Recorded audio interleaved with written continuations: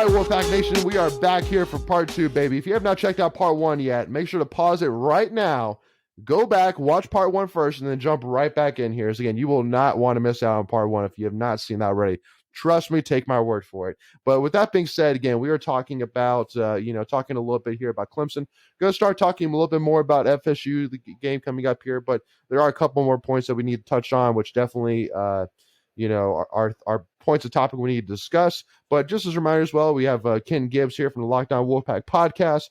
Riley Williams here with Inside Pack Sports, again, doing a round table, just kind of trying to just talk about where we are. Obviously, a huge game just occurred. Unfortunately, lost 30-20 Clemson, but kind of picking up where we left off. So I think we all can say that if there is a guy that has been the biggest surprise for NC State so far this season, Demi Sumo would be probably right up on that list, if not by himself, and it's not even close. That guy has been super impressive for being as young as he is, for sure. And, to really be able to be a guy that so far, before Clemson, was able to split carries with Jordan Houston and be effective, was a great thing to have, because I think that was one of our biggest questions is, can Houston be that 3-down workhorse back? Or if not, who can be a guy that can jump in and be effective, to split with him? And Demi's been that guy. But yesterday, 5 carries for 10 yards. First of all, and then Jordan Houston, 7 carries for 32 yards. So a combined 34 yards rushing for the game yesterday. So I want to kind of ask you, Ryan, I know, from the offensive side that you definitely take a lot of focus, but what would you say the reasoning is that between Jordan Houston and Demi Sumo, we only had 12 carries? Was it a matter of that we saw early that it wasn't working, so we were just going to put it in Devin Lear's hands? Or, what would you kind of say to that? Yeah, I thought it was interesting, the difference between Houston and Sumo in this game, because I felt like Houston really hit the hole hard when it was there. It seemed like he could make, something out of nothing. Whereas Sumo, he's good at letting the holes fill up, but they never came. It was kind of odd we went away from the running game, because I felt we got, some good 4 or 5 runs here and there. We got our normal stuff. But I would have liked to see it just a little bit more from the run game, because I thought Houston was effective the few times that he did run. And the biggest thing for me is, like, when you run, it opens up your play action game, right? So we had a play action pass early in the game that kind of rolled out and hit Thayer wide open for like a 20-something yard gain. Mm-hmm. And running the ball allows you to do that. Well, when we went away from that, we just went into an all pass offense, and it kind of became obvious what we're doing. So it took the play action out of our choices of plays. Yeah. So I would have liked to see us stick with it a little bit more. I like what I saw from Houston. Sumo, I think he was just a little bit timid, which is okay. It was Clemson. But I think they're still going to have a big season coming up, and against Florida State too. And Ken, one thing which I want to get you to touch on, since you're a former defensive lineman, is that for me, I felt like one of the biggest things for this game was our offensive line. Really, it seemed to be struggled. Anthony Bell, and I think this was by far, not even close, his worst game for sure. I know it's obviously a tough point because he was facing, a really tough and really elite defensive line for sure. But it just seemed like, passing wise, we weren't able to really cover that well. Even on basic defensive line schemes, it seemed like that defensive tackle, when the defensive end would pin the guard's hip, the defensive tackle came right around, a lot of times was not even touched. And then from the run side, it just seemed like for what kind of Ryan was saying, that the offensive line just could never get to the second level. They were just not able to make the holes. And then once they were able to make the holes, they couldn't get to that linebacker or get to that safety to really just open up the floodgates for Demi or Jordan Houston to run down. What were your kind of thoughts, obviously touch on the running back, but even offensive line as well? Number one, I think Demi Sumo was a little bit more banged up than they let on. He looked tight. He looked stiff all night. He didn't look like and it could potentially be that, the wear and tear of his running style is starting to catch up to him. I would hope not this early in the season. That would be the hope and prayer there. But he looked a little banged up. But now, talking about the offensive line, Belton, congratulations. Me and you have something in common. The worst game of our lives were both against Clemson. Throw it away. Prepare for the next one. Throw it away. prepare for the next one. This offensive line got beat like they stole something in that second half. The first half, they held up extremely well. The first half, the protection was there, but it wasn't just about them. And this is why, again, going back to last episode, I'm not mad at people calling for Beck's head, because when you put them in a position to succeed, when you kept your backs in the backfield to help block, when you kept those tight ends in the block, good things happen. You don't need 5 guys running a route to catch the ball, to get somebody open. I promise you, it's in the rule book. You can have a one-man route. It's legal. It's legal. It's a legal thing. And also, another thing about our run game that back-to-back, too predictable. We cannot run the ball every first down for the first 2.5 to 3 quarters and expect for the defense not to catch on. If I'm the defensive coordinator playing against NC State, well, let's look at how often they run the ball on first down here. Okay. Hey, guys, don't worry about rushing the passer on first down. Yeah, we definitely need to they run a heavy zone scheme. So 3 technique, you probably need to be the reach. Backside nose guard, you're probably going to need to be the power scrape. And just cue the hip. We'll be all right. Linebackers, be ready to fill a hole on first down. I guarantee you it'll work out for the first 8 or 9 first downs of the game. How about it? Let's go for it, boys. And it worked. Again, to me, the players did not play their best. Absolutely. Absolutely. There were plenty of times where a play that should have been made, or the coaches put them in position and they just did not do what they were coached to do. Sure. But also offensively, I don't think that there was a lot of putting them in positions to succeed. I didn't see a lot of passes where I look at Devin Leary and I say, what was that? I didn't see a lot of drops. I didn't see a lot of things where I'm like, again, Belton, he was getting whooped on. And to me, when a tackle is getting whooped on, if I'm an offensive coordinator and you tell me which position do I got to pick to get beat up on like that, I'm going to pick the tackle every time. You know why? Because it's easier to chip. It's easier to send help. If you got a guy in the middle getting beat like that, ooh, hold on now. That's a different ball game. But if you got a guy on the edge, hey, tight end, we're going to send you in motion. Just give him a little pop on your way out and then run a little drag or whatever. Or just stay in. Make sure, Belton, protect your inside. He cannot beat you around the edge. He cannot do it. Bada bing, bada boom. Again, I would not be as upset about how the offense performed if we did not follow the winning recipe and it did not have success in the game. But we did. We did the thing. We did the thing that was supposed to be done. And so I would very strongly urge for this team going forward to look at the 2002 NC State team and look at what happened with them in terms of they let 1 loss turn into 2, turn into 3. And that is what you don't want to do here. There's everything that you want is still in front of you. You're going to need help for some of it. I believe that there's just enough smart people in the ACC that somebody is actually going to follow that winning recipe, and Clemson may be having an off day, and they're going to go ahead and steal a win. You have got to capitalize on that just in case 2 teams are crazy enough to say, hey, let's test those corners all game. Just in case, you've got to take care of business and look forward to going 1-0 this week. Last week is last week. Death Valley was Death Valley. Throw it out the window. Ball it up.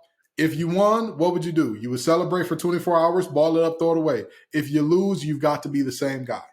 Ball this performance up, throw it away, look forward to the nose. Yep, absolutely. I love it. And again, I think that, you kind of led in perfectly, talking about, Florida State here. And because one of the things which I know from, one of my, obviously Macon Adams, one of the co-hosts of Tuffy Talk, one of the stats he always loves talking about is how it is a legitimate stat that the game after you play Clemson, that you have over, at least statistically, over a 90% likelihood of losing the next game, just because of the fact that if you lose, it's a demoralizing loss, because more likely you get beat. But also too, if you lose even closely, then it's like you put all you have into that game, but you weren't able to pull it out. And so, then it's kind of a factor of, well, can we even do it at all kind of deal. And so I think that just like you said, at the end of the day, you cannot let this game beat you twice. You cannot do it. And I think, honestly, if we were able to do that, because, again, this ain't no Joe Schmo either game. This is Florida State that just got, again, I think it's another game where the score did not really show how lopsided the game was. I mean, Wake Forest just had it and, really just took it to Florida State. So, Florida State's going to be coming into Carter Finley to really be making a statement and get their season back on the right train as well. So, one thing which I wanted to kind of talk about here, because, something which was a worry is that late in the game, you can almost argue in garbage time, Derek Pitts gets called for targeting, which is 100% a targeting. And so which means he's going to be out for the first half, coming up here against Florida State. But also, too, as well, obviously the news, and again, we don't know necessarily yet as of this recording what is going on with Cyrus Fagan. But, I mean, I know he went to the locker room early and he never came back and he was ruled out for the rest of the game. So, to me, I think obviously Jakeem Harris, you got to step right in, a guy that has a lot of experience. And you got to step in. Again, it's got to be a next man up approach. At the end of the day, injuries are going to happen. It's football. It's not soccer. It's not, it is full out contact. So injuries are more likely going to happen. At the end of the day, I think that, with the history that we have, the fact that we have been, again, knocking on wood here, as healthy as we have been up until this point is a great thing to see. To have Peyton Wilson, who's been available, for 4 games this season is incredible. It's a great thing. Again, that will help us out a lot. But I do want to kind of ask, obviously Ryan, in terms of Jakeem Harris talking about Cyrus Fagan, talking about Derek Pitts being out for the first half. Do you feel like that kind of changes things at all in terms of your confidence of this defense heading into this Florida State game against Jordan Travis? I think it's going to be about how State manages the game. I think it's going to be also if we can get Tyler Baker-Williams back. Yeah. I know Fagan went out with a back injury, so I don't know the severity of it yet. Mm-hmm. I think our back end is okay, but it's like if they're going to be out there all game, against an athletic Florida State team, which can be also very physical too, because they have 2-3 really good running backs. Mm-hmm. I mean, it could be an issue, but I think Jakeem and Boykin, they're both, solid guys. I think they're well prepared, and I think they will be okay in that role. And then on the outside, you have White, and you're going to have Battle, who's a big physical corner to match up well with Wilson. They're big 6'7", 230 receiver that they have out there. Yeah. I think they're going to be okay. There's a lot of experience still in that backcourt or in that backfield. So, I mean, I think we'll be fine depending on how the game is managed on our end. Yeah. And because, too, Michael, I want to kind of ask you, too. So kind of looking at it, too, because, looking at the stats here from the Florida State Wake Forest game. Jordan Travis was 23 of 35 for 281 yards and 3 touchdowns, no interceptions. And also, too, Jordan Travis also ran 6 times for 2 yards.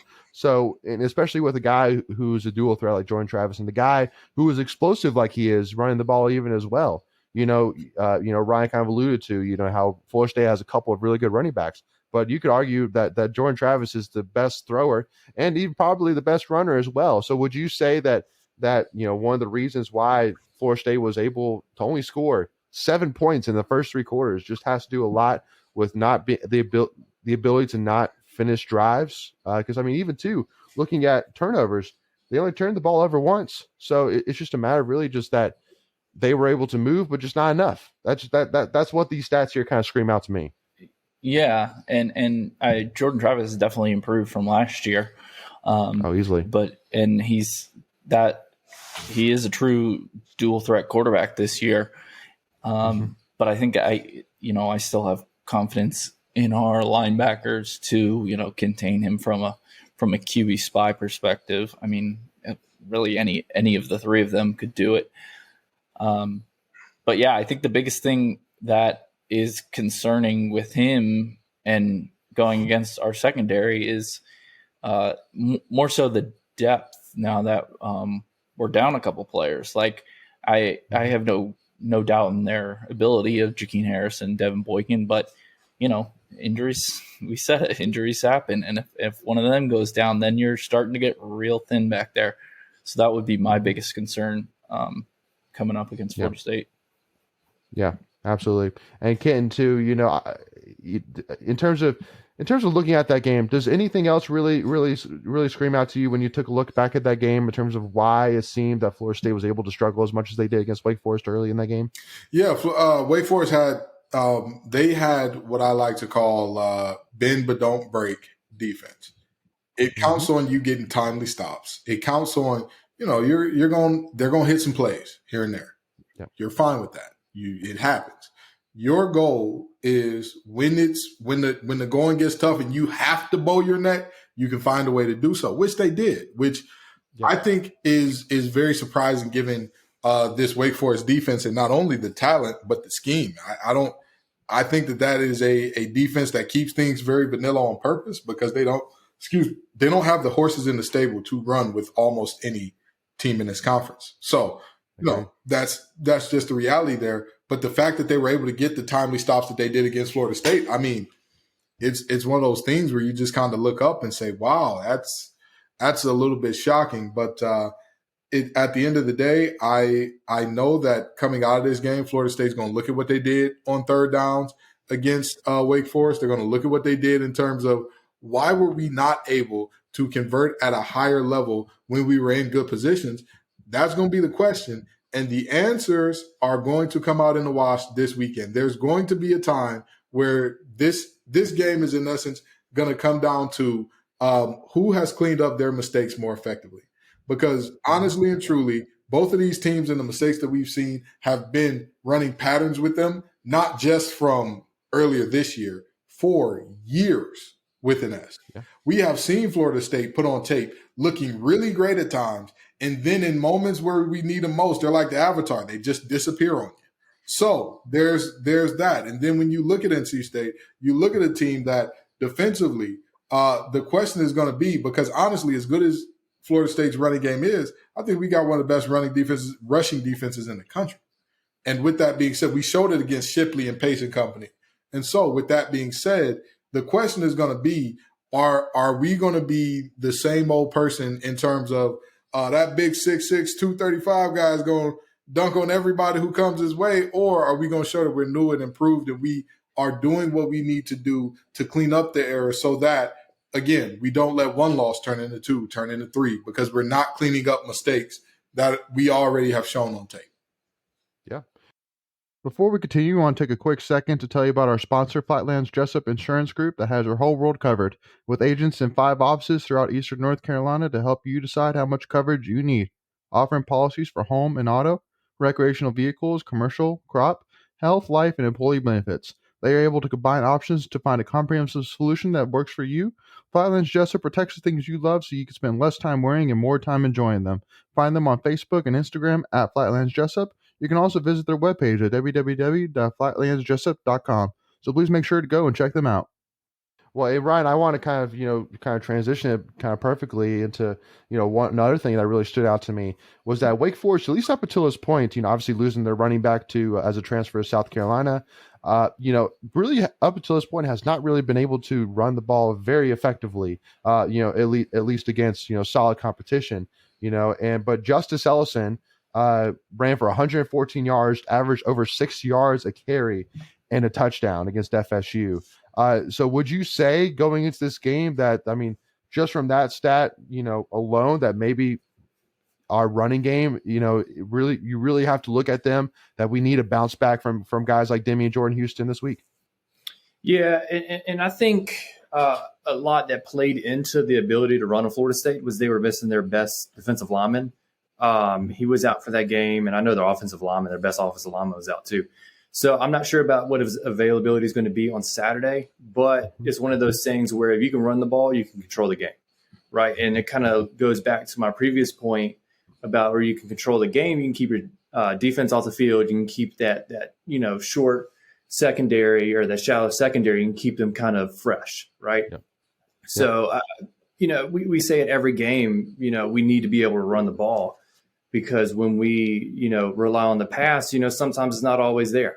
So it's one of those where you really need the run game to supplement your offense. And if a team like Florida State is giving that up, granted, the mesh offense, it makes me so mad to watch because it's effective. Yeah. So I think that also speaks on Florida State is still kind of undisciplined. So it's one of those things where State's offense can take advantage of that. And I hope they do, because we were talking about in the previous episode about scheming against those weaknesses. So I'm hoping that, against Florida State, we can come up with these packages, these plays, and being able to run the ball is going to open up the play action. And it looks like you can take advantage of that on Florida State because they can get out of position pretty easy. And, I think they were kind of set on stopping the pass. So they gave up runs here and there. And it's just one of those things where State's it'd be nice to establish the run game for once. And Ken, I want to ask you this even too, because one thing which did not touch on, and I'm not necessarily calling this out either, but it just makes me wonder, and I want to ask you, being a former player, if there's anything more to this.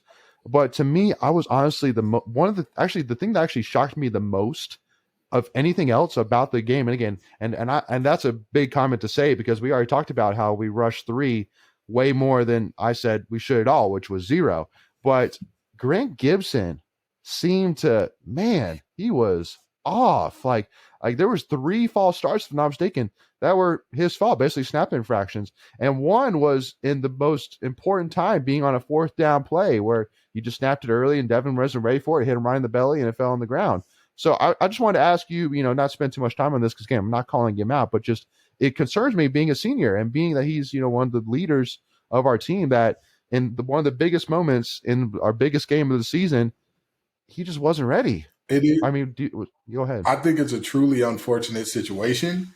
Okay. But there is some context and history between him and Clemson, which if you watch the broadcast, they talked about his grandparents being the first 2 black students ever at Clemson and all that. And you can only imagine the emotions that come from there.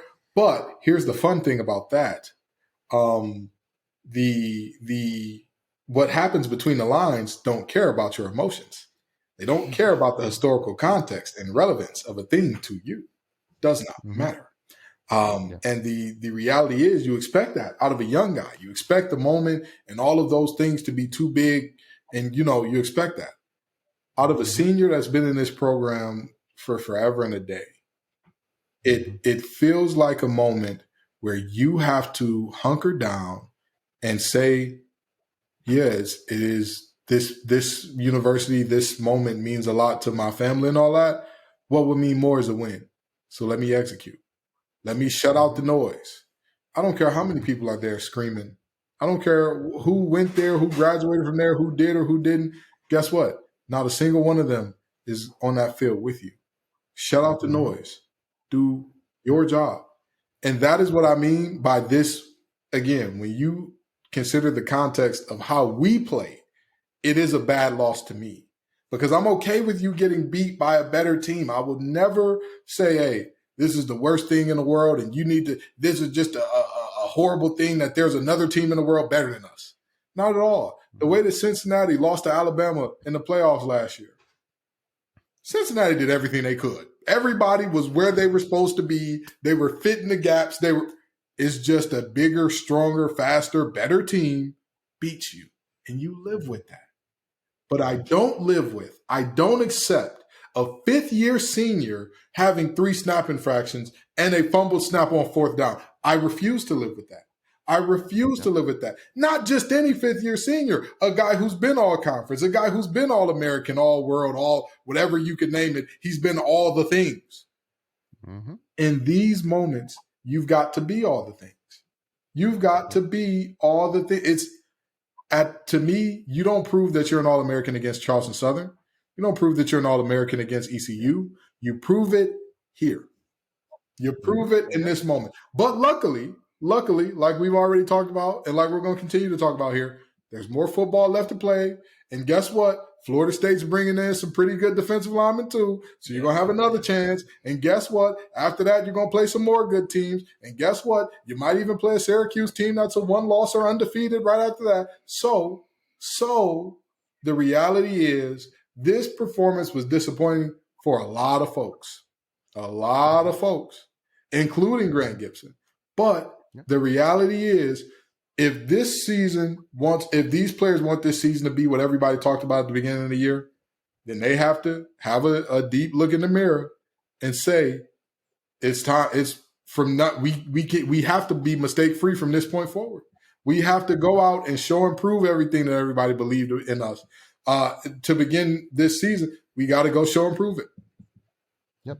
And to kind of wrap this episode up here, I do want to ask kind of, Ryan, one final question, which is that at the beginning of the season, obviously, watching All Access documentary, everybody talked about ACC championship, ACC championship or bust.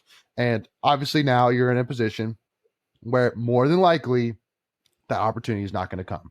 But that does not mean by any stretch of the measure that you pack it up and it's over with, that you're disappointed if you don't win it all. At the end of the day, we still have an opportunity here to realistically go 11-1, and then Clemson could potentially make the college ball playoff, which means we'd be right there for a really good shot at a New Year's Six bowl. And at the end of the day, if we're 11-1 with the opportunity to go to New Year's Six bowl, I don't think anybody's really going to be too upset here. So, but I do want to ask you though, do you feel that what you've seen up until this point, would you say that it has affected what you expect the ceiling to be for the season from what you thought it was preseason? AKA, from what you've seen during these 5 games, do you think that now maybe you're kind of backing off the ceiling a little bit?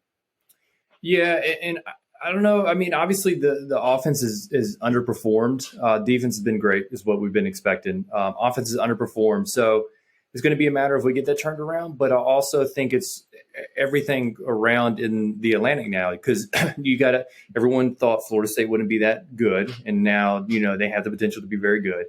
As Kenton mentioned, you could be going against an undefeated Syracuse team at Syracuse, and then I think we have Virginia Tech after that, and then you're going to play Wake Forest. So I have faith in the team. I think the Clemson game was a back to reality kind of moment. I remember talking in one of our preseason shows, mentioning where it was like I didn't want the season to start because everything was so great. There was so much excitement, so much hype, and then it was almost like the Clemson game was like a back to reality kind of moment. But and also talking about what Kenton said, it's like you don't want. There's always that chance of 1 loss turning into 2 losses, turning into 3 losses, and then it just gets out of control. So it's really going to come back to. Is his family, as Dora mentions, they're a family. Are they as tight and, as they say, and are they going to come back together and use this to carry them throughout the season? Because there's still a lot, at risk here. And I mean, you never know what could happen. Clemson losing 1 or 2 games. They've shown that they're beatable. I think they played an excellent game against us. But that doesn't mean that we can't play excellent. And, it could always light the fire under this team. Absolutely. I mean, there's a lot to play for. Amen. Absolutely. Ken, I just want to kind of, just because this is really the biggest question, because obviously a lot of people are saying, well, we may not win more than 8 or 9 games, per se, but I still go back to, at the end of the day, the 2 of the toughest games, which you see for the rest of the season, Florida State and Wake Forest. But I mean, Syracuse is up there for sure. UNC is going to be challenged, but at the end of the day, I'm still circling Florida State and Wake Forest, that they're both at home, which is a huge benefactor, especially since we've played so well at home. You don't have to go, to Doak Campbell Stadium in FSU. You don't have to go to the place that just seems to have, the magic secret dust on us, at Wake Forest. You're playing them both at home in your own house. So, I mean, kind of moving off that, kind of asking the same question, Ken, do you kind of move your noodle at all for this ceiling for this team this year? Absolutely. Coming into this season, I'll say this. Let's imagine a world for a second. Let's imagine a world, because, we talked about back to reality, but let's go back to imagination land for just a second here. Imagine a world where we get the same Devin Leary that we get from last year, and the offensive line holds up against Clemson, and our defense doesn't kind of piss down their leg to start the game and give DJ confidence. Imagine that world, right? That's a very different world than the one we live in right now, right? But that world was a world that was very possible to exist. That wasn't a situation where Dr. Strange was going to have to run through a million simulations to find one. I'm sure there were plenty where that happened. However, in the world that we live in, it didn't happen. So now you ask me, do my expectations for the season change? Absolutely. When people would ask me during the offseason, can this NC State team make the playoff? I would say absolutely, because this is a team that is a Power 5 team that could go undefeated. So that is absolutely a possibility. There is no ifs, ands, or buts about that. Now, with that being said, is there a chance to make the playoff now? I would say absolutely not, because, of course, if you get into the ACC championship, the only way to do so is if Clemson loses multiple games, okay? So now your one loss is to a team that's lost 2 to 3 games. No. So, yes, the expectations are dampened. However, fans, let me talk to you for a second, Wolfpack Nation. Relax. Calm down. Y'all are making me quote a Packer. I'm a Lions fan. I hate you all for making me do that. I'm joking. I love you, Wolfpack Nation. But please don't make me quote Aaron Rodgers again. Relax, guys. Relax, gals. Relax, adults, children, teenagers, all the same. Relax. Let me explain to you why. This thought of like, oh, this team's ceiling is now 9 or however many games. Well, I'm sorry, but what NC State team are you looking at here?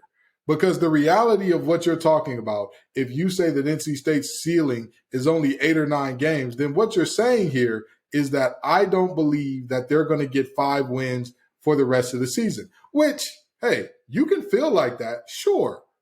But where do the losses come from? And again, don't get me wrong. I'm not saying this NC State team is unbeatable, because we just saw they're in fact very beatable. Where are you getting this world where they're losing to a handful of these teams? Yes, you all are right. Florida State has been a surprise. I would argue the Atlantic has been surprisingly bad overall. Boston College is an absolute train wreck, and the Fighting Scott Satterfields just lost to them. Syracuse, we all know, although they may be undefeated, they're not that good. Barely scraping by some of the teams that they've barely scraped by so far this season. Sean Tucker off to a very rough start when we all know he's the lifeblood of that team. But now the question is not about everybody else. It's never going to be about everybody else.